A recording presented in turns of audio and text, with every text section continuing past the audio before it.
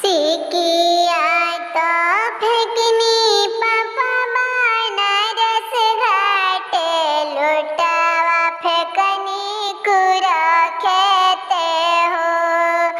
सिकिया तो फेंकनी पापा बनारस घाटे लुटावा जे कुरा खेते हो। दिया तो फेंकनी पापा सजना घरे कैसे दिया दाना करब हो। दिया तो फेंकनी पापा दामाद घरे कैसे दिया दाना करब हो।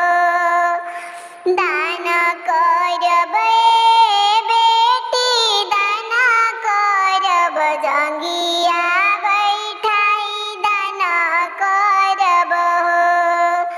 बीच मड़ुआ दामाद हाथे बेटी कन्या दाना करब हो।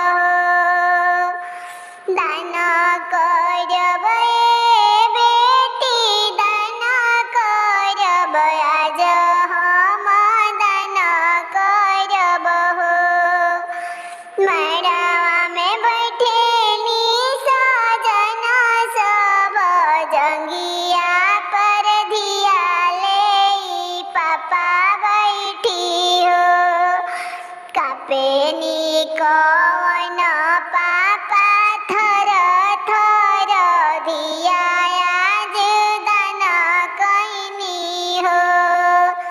कापेनी कौन चाचा थर थर धिया आज दाना कैनी हो। दाना कैनी भी